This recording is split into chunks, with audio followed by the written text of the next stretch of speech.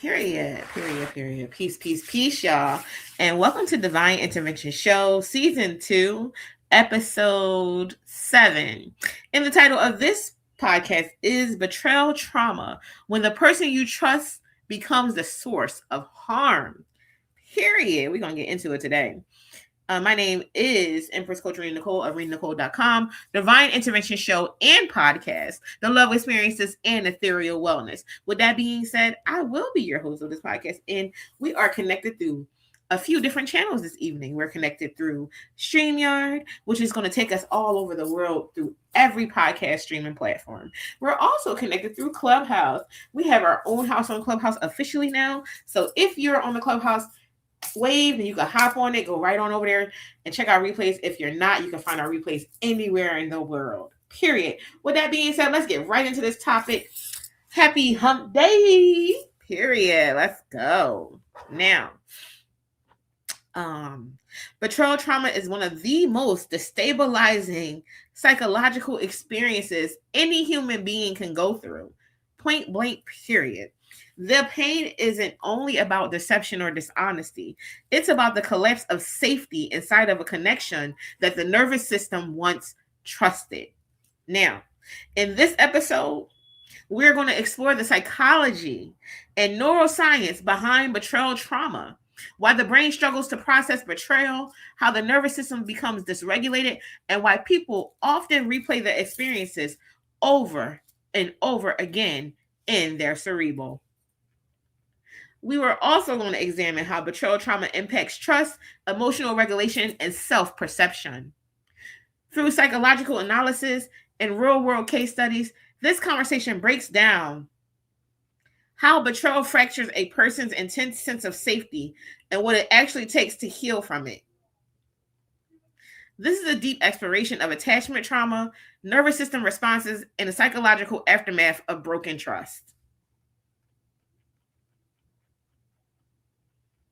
Okay, guys, so let's get into it. Y'all already know, if you are a newcomer, welcome to the Divine Intervention family.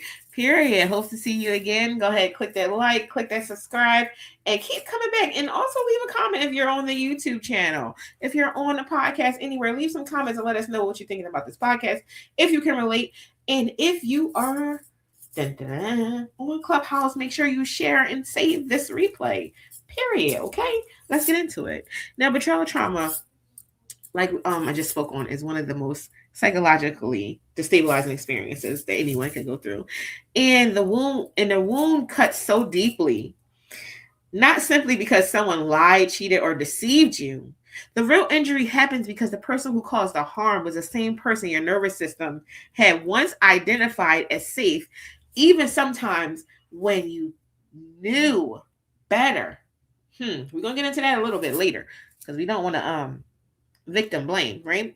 So human beings are neurologically wired for attachment. From the earliest stages of our existence, our brains form internal models of safety through relationships. These models shape how we perceive trust, connection, and emotional security. You know, our brain, literally maps out who is safe and who is not. Period, right? When someone becomes emotionally close to us, our nervous system relaxes around them. We lower our defenses. Our brain assumes that this person is a part of our safety network. But betrayal disrupts the entire system. Did you know that betrayal trauma, the impact of betrayal is the impact of someone being hit by a car? That's the impact on the body that it does, right? We're definitely going to dive in today because I got so much information for y'all and I don't want to overload it by just dumping it out. But this is an extremely imperative conversation because so many people just brush off being betrayed like it's nothing. Oh, just go on to someone else. Oh, call your power back. Like it's so easy. If you actually love someone, you actually really love someone and you really trusted them, this can shatter your entire existence, right? So because when betrayal occurs, our brains experience something very similar to a psychological shock, right? Our oblongata, which is responsible for detecting threats, becomes hyperreactive, and the nervous system begins scanning for danger. At the same time, the prefrontal cortex, the part of the brain responsible for logic and reasoning, becomes what? Overwhelmed, right? This is why people experiencing betrayal trauma often find themselves obsessively replaying the situation in their mind over and over and over again. And it feels like you're never going to heal from it. It just keeps happening to you over and over and over again. And a lot of the times when betrayal happens like this, you want to seek closure because you think it's going to stop the pain, right? Okay? And sometimes no amount of closure stops the pain, even if you decide to reconcile or not. It's just like it can be hidden resentment for anyone. Now, our brains are trying to reconcile with two conflicting realities, right? The person who was supposed to protect you emotionally is the same person who harmed you emotionally, physically, mentally, spiritually, what have you, right? This contradiction creates cognitive dissonance.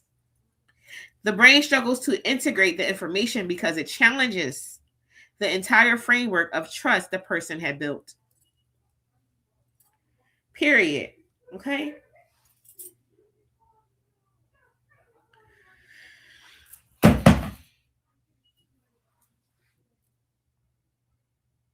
Give me 1 second.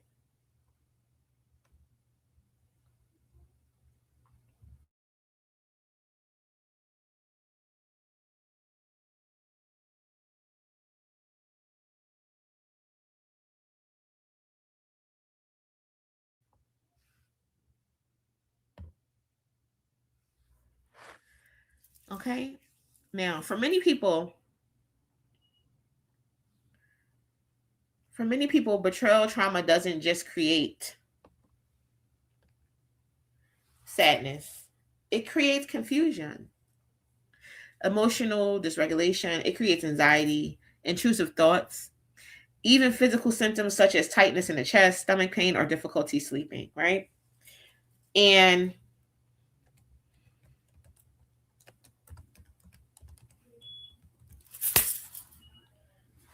it can be hard for us to understand that this is happening to us, right? That this is happening to us because to me, betrayal trauma, when I experienced it, it felt like an out of body experience. I'm like I can't believe this. I cannot believe this is happening to me. And you start inspecting yourself and thinking like, how could I be so this, or how can I be so that? How could I be so stupid? How could I not see the red flags? Why did I have my blinders on? Why did I love them? Why did I not just leave? Why did I stay? Because having no answers, you start to answer for yourself. Even if you have answers, there's just a lot that comes into play with betrayal trauma. So there's no one way to receive it. There's no one way behind it. Um,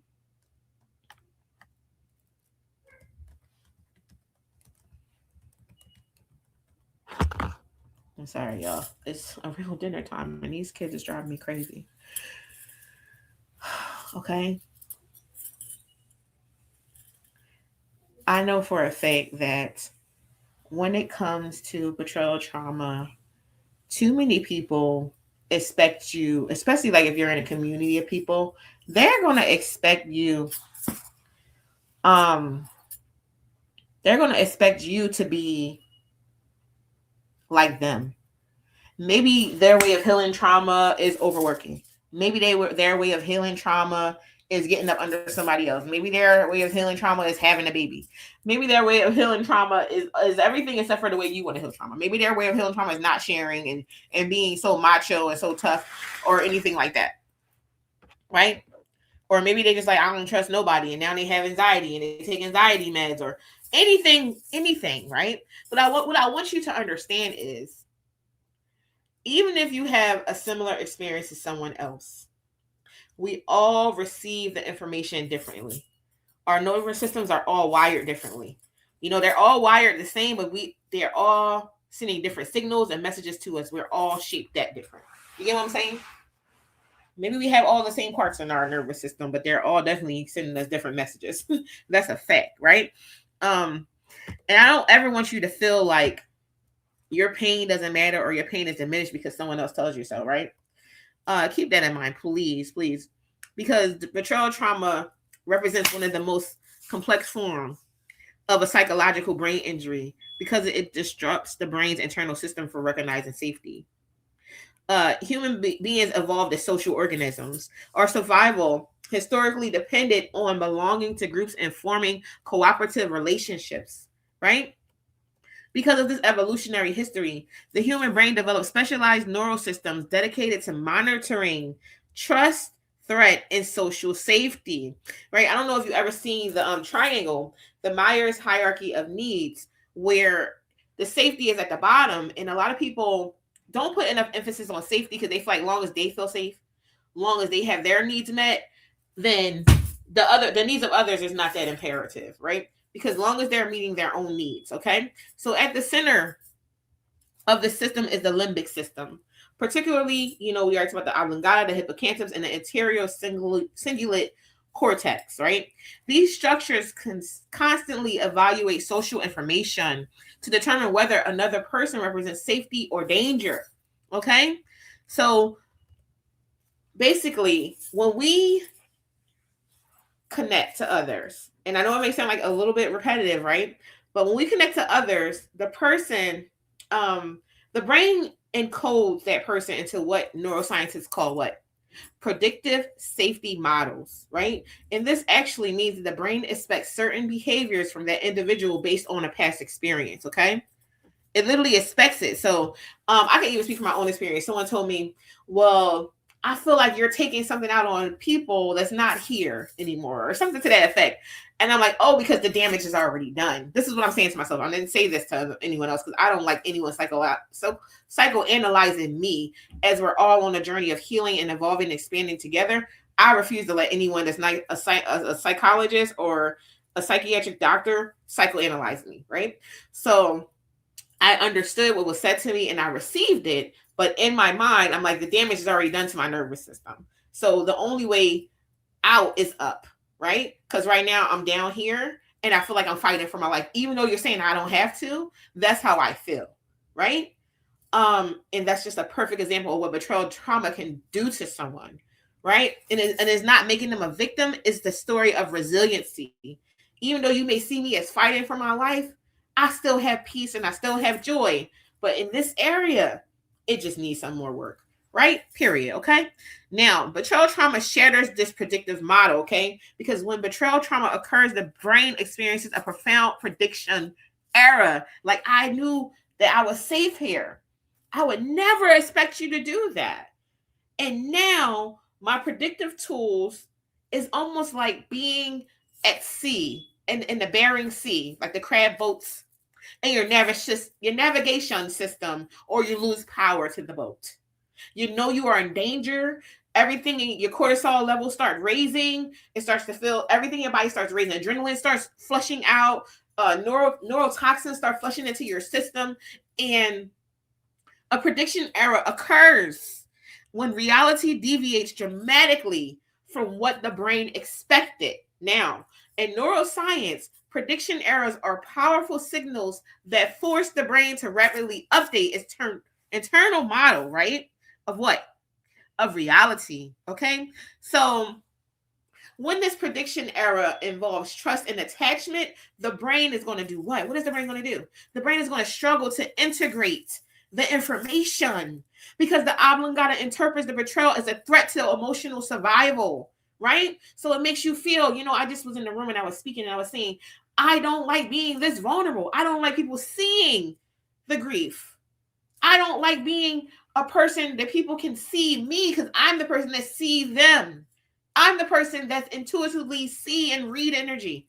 But you're not going to project onto me who you think I am when you don't know who I am because you don't know what was inflicted, right? So it's important if you are experiencing betrayal trauma to not allow anyone to tell you who you are, right? Based off their little tiny microcosm of experience with you, right?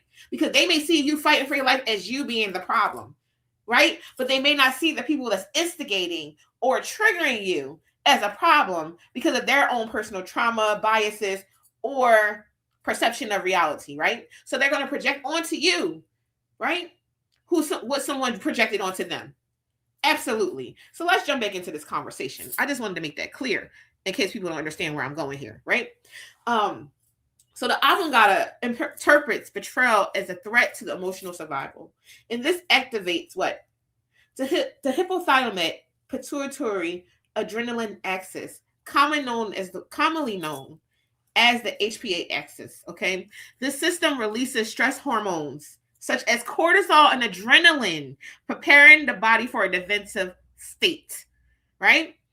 I refuse to have a heart attack for anybody. Right?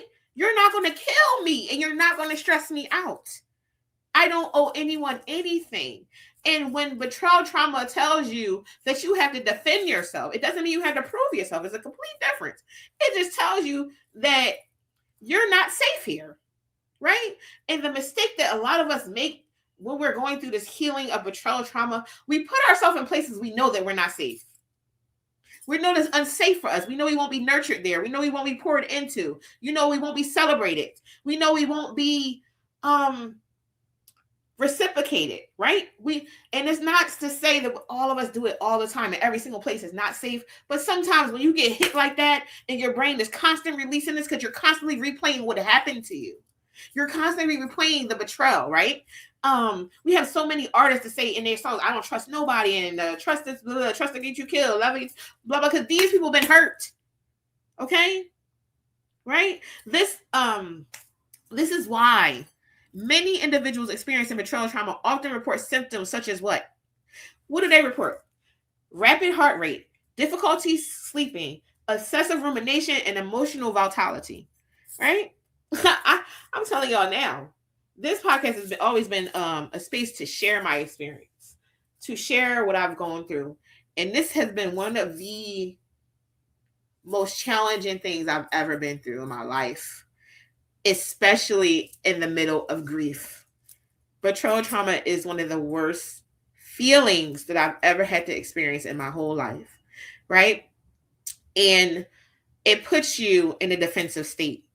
It doesn't matter how beautiful your life is. It doesn't matter how blessed you are. It's just something beneath the surface that's like, yeah, play with me if you want to. Right? Because I'm not the one, the two, or the three.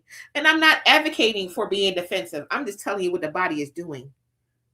It's deeper than someone's mindset. That has nothing to do with that, because I have the most high vibrational mindset, and many people that I know that's been through this experience had the most high vibrational mindset. Is what the body is telling them to do is to protect themselves. Doesn't matter how nice you are. It doesn't matter how well spoken you are. You're a threat, right? Because they're replaying the betrayal. You get too close. Oh no, they're trying to play me. You're trying to get too close for what? What do you want from me? What are you trying to do? And I'm not saying everyone thinks this way, but we're talking about what betrayal trauma does to the body, the mind, and the spirit today. So if you're listening and you're feeling a little uncomfortable and you feel like I'm justifying victim, that's fine and dandy, but you can hit the exit on the way out, period. Because we're going to break this topic down, because too many people brush this topic off as if it's nothing, as if victims don't experience physical pain from emotional trauma, right? Okay. Just want to be clear now. The nervous system has essentially entered a state of hypervigilance, right? People be like, oh, I'm so hyper. Everything they think is so positive. They celebrate everything that's so, I won't even say it's low vibrational, because hypervigilancy can be attached to intuition. But when you're hypervigilant to the point where you're on the defense all the time, it's draining. It makes you feel exhausted. It makes you feel tired, right? Hypervigilant is what? It's a survival mechanism. So it doesn't mean you're resting. It doesn't mean you're resting in anything, right? Because it's where the brain becomes highly sensitive to potential threats. It scans the environment constantly, attempting to prevent further harm. Like if you go into an environment where you know someone betrayed you, and you know, like, you know what? They're not going to betray me again. So I'm going to be quiet and I'm going to listen. And the first person to say something to me, they can't get these hands, or whatever people be saying. You know what I'm saying? We're grown ups. Nobody should be getting no hands. But that's how people think. That's the lowest vibration of what a lot of people think. Not most. Or I'm just gonna leave. I'm a leaver. I'll just leave. Oh, my presence isn't wanted and respected here. I see. So I'm gone. No problem. I don't want to bring nothing negative to your existence. Since it's me and you can't see that it's you as well. Right? So you just when you're experiencing this betrayal trauma, it introduces what? It's going to induce additional psychological complications because the source of danger is someone who was previously categorized as safe, right? So this is where we brought up cognitive. Well, I brought up cognitive dissonance previously. Um, and let me tell you the definition of cognitive dissonance. It's a psychological state where two conflicting beliefs exist simultaneously, right? So on one hand, the brain remembers the history of emotional safety with that person, and on the other hand, new evidence shows that that person violated that safety. The brain attempts to resolve this contradiction by replaying events repeatedly. So people who are experiencing betrayal trauma often say they cannot stop thinking about what happened. They replay conversation, analyze memories, and search for overlooked clues. I remember one day I was going back reading through text messages like, damn, well, what if it was because I said that? No, it was already done. It didn't matter what I say. The betrayal already happened. It happened months ago. It happened years ago when that person decided to lie. The betrayal had already happened, right? It doesn't matter what you say. It don't matter what you do. The moment someone decides to step outside of your relationship or to step inside of a relationship with lies and deceit, the betrayal was already taking place. It was either planned, that's what they wanted to do. No, it's nothing. It can never be that someone didn't know what they were doing. It can never be that someone was manipulated. It can never be that someone was held hostage, right? Because all these things are crimes. They can be punishable by law, right? So I just want people to understand, right? Okay. So the rumination is not simply about emotional duress. It's the brain's attempt to what? Reconstruct coherent narratives that explains the betrayal. This is why you sit back and think like, damn, um, if I wouldn't have sent that, then maybe they wouldn't have did that to me. We would still be talking. Maybe we would be married by now. Maybe we would be together by now. Maybe we would have more time for me by now. Maybe they would love me by now. Maybe they would show me they love me more by now. Or maybe they would never cheat, or maybe they would never steal from me. Whatever happened, okay? You cannot change it with replaying your thoughts, but this is what betrayal trauma does. So you can try to get a solution so you can get peace in your brain. It's your body's way of healing, okay? So another critical brain region involved in betrayal trauma is the hippocampus, which is responsible for organizing memory and contextualizing experiences. Right? This is remember the example I brought up of someone saying, "Hey, we didn't do this to you, but it feels like you taking it out on us." I'm protecting myself. Because to me, everything's a fucking threat. To me, if you want to be honest, these are the things that's going on in my head, and I'm not saying out loud, right? But to me, it's all a threat to me, all of it. I don't play like that, and you're not going to play with me, right? Ha ha, kiki now, cry later, right? Not saying for me, just saying an example, right? Because when a traumatic event occurs, the hippocampus struggles to properly integrate the experience into long-term memory. Instead, fragments of the event remain highly active in working memory. This is why individuals often experience intrusive thoughts or flashbacks related to betrayal. The brain has not yet completed the process of integrating the experiences in a stable narrative. Attachment theory provides another layer of understanding here, okay? So, according to attachment theory research, humans form deep emotional bonds with significant others because these bonds regulate the nervous system. We just talked about this in our last episode, the myth of compatibility. But we're not going to go there today, just a tiny, tiny bit, okay?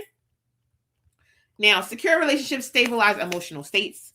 They reduce stress responses and increase oxytocin, a hormone associated with bonding and trust. Even when we're breastfeeding, we release oxytocin to our babies, right? When they suckle, it releases oxytocin, okay? So when betrayal trauma occurs within an attachment bond, the injury is not merely interpersonal. It is biological. That's why I can't stand when somebody say, oh, well, I handle situations like this. Motherfuck would you handle situations like that? You ain't been what I've been through. I'm not you and you're not me. And you're telling me in this defensive state to calm down. Just shut up. But you can't talk to people like that. But this is what's going on inside some of our brains. Like, how dare you? Right? The nervous system loses one of its primary sources of regulation, right? This is why people often describe betrayal trauma as destabilizing their entire emotional world, or saying things like, you ruined my life. Because now when I go out into the world, I don't trust anyone. I can't allow anyone to get close to me because of what you did. I don't sleep anymore because my mind is racing of the things that you caused me. Right? The nervous system suddenly attacks the stabilizing influence that relationships once provided, right? So in a lot of cases, the brain may respond by becoming distrustful of others entirely. Now you have no trust for no one. Meek Mill saying his song, and I can't trust nobody, right? Now, in other cases, people become more anxious in relationships, constantly scanning for signs of deception or abandonment, right? Oh, I'm going to leave them before they leave me. Whole time you just want a reassurance that somebody left you and abandoned you, right? Betrayal trauma messes people up, and it doesn't just have to be from an intimate partner relationship. It can be a relationship between you and your siblings, you and your parents, your cousins, your grandparents, your friends. Betrayal trauma, it's open to all ops, right? It's not initiated to a gender, right? These responses are adaptive attempts by the nervous system to prevent future harm. Now, if these patterns remain unresolved, they can create long-term difficulties with intimacy and emotional security. Absolutely. Absolutely. It's so many people that's like, you know what? I would love to be in a relationship. I would love to be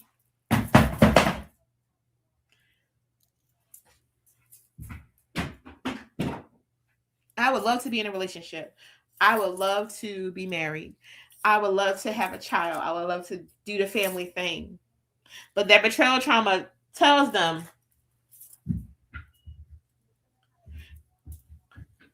that that's not a good idea. You're just going to get hurt again. They're just going to hurt you again. They're just going to leave you again.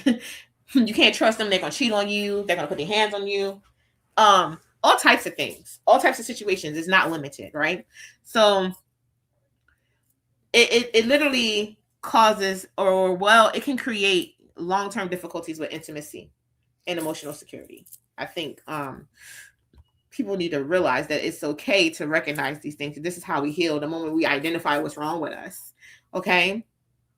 Healing from betrayal trauma requires the brain to gradually rebuild its internal model of trust. This process involves restoring a sense of safety within the nervous system, developing stronger emotional boundaries, and learning to differentiate between trustworthy behavior and manipulative behavior.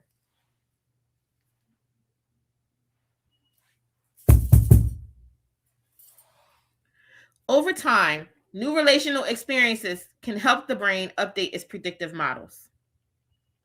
Okay? But this process requires what we just spoke on. It requires being self-aware. It requires you to actually process the pain. And it's not the easiest thing to do. Healing is not linear. You can't just get some sage and, oh, I'm healed. Oh, I'm a goddess and I heal the world. No. It just doesn't work like that. It could take years to heal from betrayal trauma. It could take many years. It could take plenty of years. It could take some people months, right? But this is an impact to your nervous system, okay? And your brain had released certain chemicals into the bloodstream, okay? So because betrayal trauma is not only about the past event, it's about how the brain reconstructs safety in the future. So let's get into this case study. We haven't did a case study in a long time, but I knew this topic was going to cause for a case study so people can understand what I was saying more. So let's get into it. So David had been married for 12 years when he discovered his partner had been living a double life. This motherfucker was Hannah Montana, huh? The discovery triggered an immediate physiological reaction. He reported shaking, nausea, and intense confusion. These symptoms are consistent with acute activation of the sympathetic nervous system. The brain interpreted the betrayal as a severe threat, releasing stress hormones and shifting the body into survival mode. For months after, David experienced intrusive thoughts and difficulty concentrating. His brain was attempting to reconcile the gap between his previous understandings of the relationship and new information. When I'm trying to tell you that when I experienced that betrayal, I felt like I was bedridden. I feel like I was bedridden. I felt like I was a couch potato. I feel like that just moving made my body hurt. Um, and it was not the easiest thing to experience. Okay, I'm coming back to my phone. Okay, nobody raised their hand. But if you do want to come up, just simply raise your hand and read the chat before you raise your hand, please. Because we are live on everywhere. Thank you. Um, so let's get into the next case study that I did have here. And this one is on hypervigilance, right?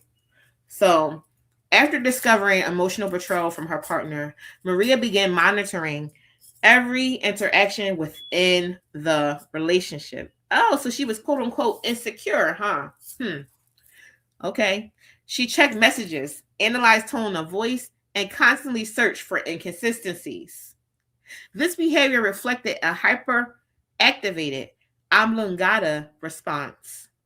Her nervous system had learned that trust could not be assumed.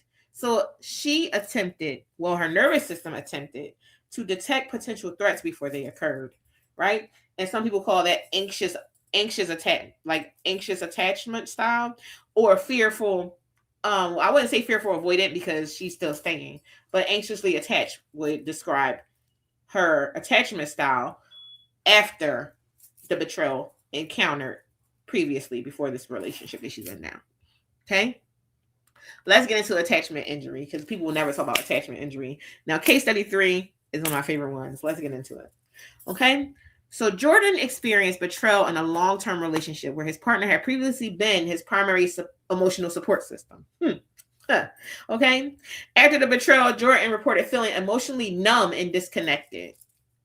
This response clearly illustrates what trauma researchers call attachment injury, where the bond that once regulated emotional stability becomes associated with pain, right? The moment you come in trying to be nice and to me and stuff like that, in such cases, the nervous system may temporarily shut down emotional vulnerability as a protective mechanism. And I can 100% understand, okay? Because attachment injury is something I'm healing from.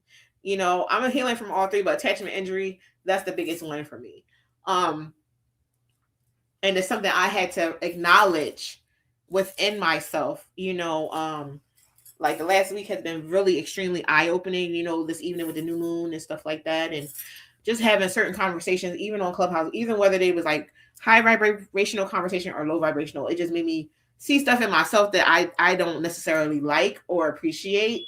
And I know how I operate and I'm not okay with that. And I know that I don't like being around certain types of energies. And I know I don't like behaving in certain types of ways because I wouldn't even allow my children to do the same. You know what I'm saying? So for me, I realized that my attachment injury has me on the defense and it doesn't allow emotional vulnerability the way that people were used to me having, right? I would have a conversation and just break down in the middle of a conversation because something was so horrific, maybe a story we were talking about or something like that. That's not me anymore. I don't give that to anyone anymore. And people may see that as something that is not, and that's okay because they're not living in my reality. But what's not okay is if I couldn't identify that and I'm just out in the world just doing anything and everything and I'm not trying to correct my own behavior and heal from it. So I encourage others that is on the journey of healing from betrayal trauma to recognize this, right? So there is a neurochemistry of trust. I had this space a long time ago on Clubhouse, and it was called The Chemicals of Love. And I probably do that space again because that space was fire. And it brings nostalgic back to a community where we can talk about things that actually matter, that actually help us. So we're going to get into that for a second. And it's just important to me that we do things that empower us. Okay. Oh, I just need to breathe for a second. I'm sorry. Ooh, welcome to Divine Intervention Show, Season 2, Episode 7. Episode 7. Okay, we are speaking on betrayal trauma when the safe person turns harmful, right? we're actually breaking down betrayal trauma. We're not necessarily blaming anyone or speaking on exactly, experiences that anyone's had. I'm breaking down what betrayal trauma is because too many people brush off people being betrayed as it's nothing. Like you could literally just move on with your life. You could literally find someone new and you could literally forgive people. That's not how it works. That's not how it works. And we were breaking it down in this episode. So welcome, welcome, welcome to the people that's listening on Facebook. I see you. People listening on Clubhouse, I see you. Thank you. Feel free to comment and join the conversation. Period. So let's get into these levels of the brain, the chemicals in the brain, which most people already probably know what they are. Especially if you're listening to my podcast, you already know we talk about these things all the time. Um, and the first one is going to be all the time is what? You know, okay, let me restart. I'm sorry. So we are talking about betrayal trauma. So to understand why betrayal trauma feels so psychologically destabilizing, we have to understand the neurochemistry that regulates trust in human relationships. I don't want to get too far away from the topic. Trust is not just a philosophical, like it's just not a philosophical concept, or a moral expectation between people. Is actually a biochemical process occurring inside the brain and body. For those who didn't know, one of the primary chemicals involved in trust and attachment is what? Oxytocin, right? Often referred to as the bonding hormone. We already talked about oxytocin earlier. Oxytocin is released during experiences of emotional closeness, physical touch, eye contact, and cooperative social interactions. When oxytocin levels increase, the brain becomes open to social bonding and trust. Okay? So oxytocin is definitely going to work by influencing the oblongata, the region of the brain responsible for threat detection. We already spoke on that.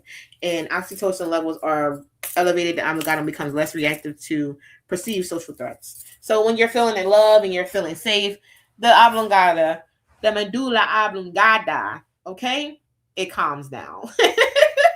So so oxytocin literally tells the brain that another person is safe, right? It's the relaxation hormone that makes babies sleep with the breast milk, you know, makes them feel safe, right? This is why people in close relationship often experience a deep sense of emotional calm around their partner. The nervous system is chemically reinforcing the belief that this person is a part of one safety network. And I like to think of the spinal cord in the brain as a tree, like the tree of life. Like we're all walking around with a tree of life inside of us, right? And sometimes people's trees can get wilted, branches can be missing, stuff like that. All types of stuff can happen to your tree as we go through this existence and this human experience, right?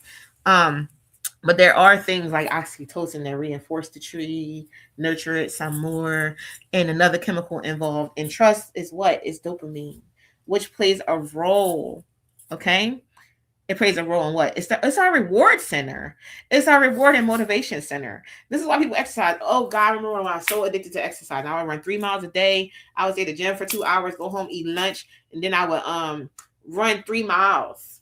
3 miles around Cobb's Creek, and then I would pick up my daughter from school. Okay? I was so addicted to that dopamine.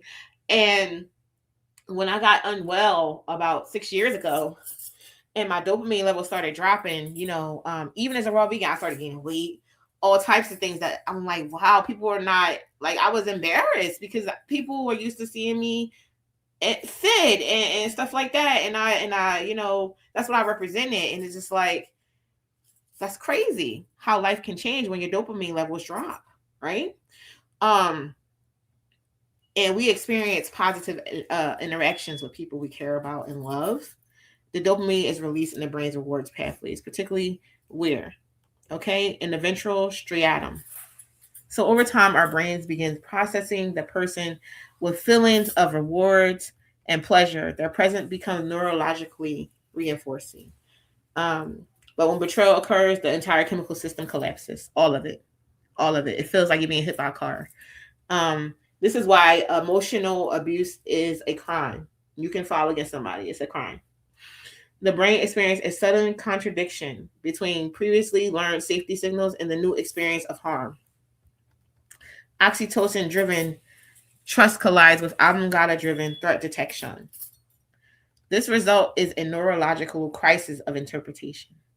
The brain, it questions its own ability to identify safe people. And it just goes back into the conversation that I had previously when I first began this podcast. Is like, how could I trust someone who did this to me? How did I not see it? And it definitely it causes so much self-doubt and so much self-effacing behaviors. Some people choose substances to numb the pain. I'm not judging, because it's hard, especially when you have nothing to numb the pain. Like I listen, you got to do your breath work, everything. You got to breathe, you got to believe, you got to, and it's like, it's healing is never stop, it's never ending, because you can just be sitting here having the most wonderful day, and boom, your brain just decides la la la la la la la la la la. Let me replay this Betrayal real quick. Why? You get what I'm saying? Why? Right? Because there's a part of you still seeking why.